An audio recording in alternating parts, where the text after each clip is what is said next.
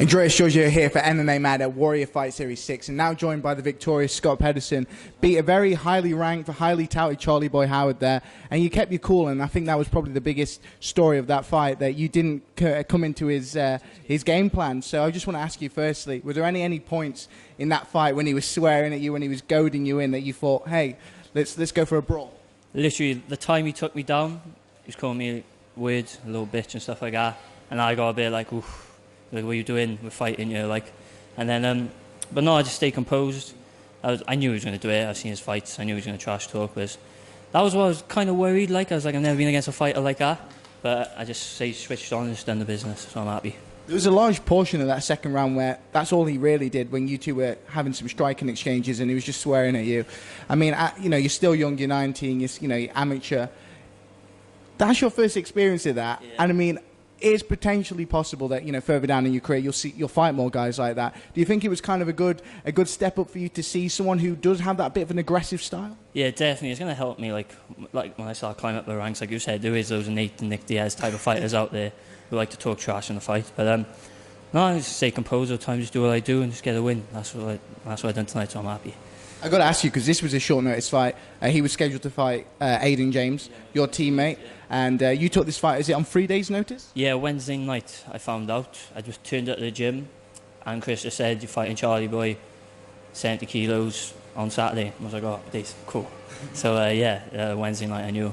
You couldn't make weight, I don't think, for Aiden. He must have done something wrong with the weight cut. But he's a really good opponent, and I'm thankful to get a win over him. It means a lot. Like, yeah, like short notice, but it don't matter, I'm always training. Yeah.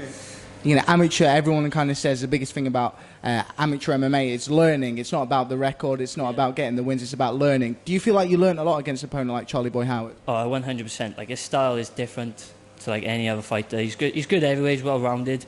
But all these amateurs are trying to protect their records. Like, you know, I fought top boys at 18. At 18 years old, I had my losses last year against 2 top boys. But obviously I was upset, but I just get back in there, keep fighting. So yeah, I just want to fight as often as possible to get the experience. I mean, it's the world to me, a fight on this show as well. It's a big show.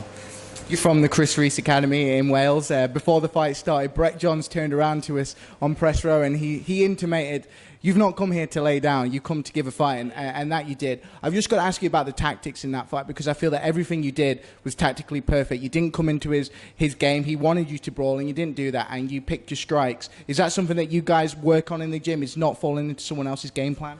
Basically, I find that you can't worry about what your opponent's going to do. You've got to go in there and do what you want to do. And especially against Charlie Boy, like, you can't really prepare for that in sparring. Like, you can't have your teammates swearing you. But no, like, it's good experience. Like, I'm happy to fight someone like him. It's going to be good. Like. You're only 19. Like, how much longer do you expect to continue in the amateur ranks before you think, hey, now's probably the time to go pro? I'm not really bothered. It's up to my coach, Chris. Obviously, like, I know one day I'm going to be a world champion. Like, I'm going to be one of the greatest fighters on this planet, without a doubt. But like I said, I'm young. Just keep on getting experiences in, and fight on top shows like Warrior Fight Series. I mean, it's the world, like, so I'm happy boy, like. Scott, fantastic win, and really appreciate your time as well. Cheers.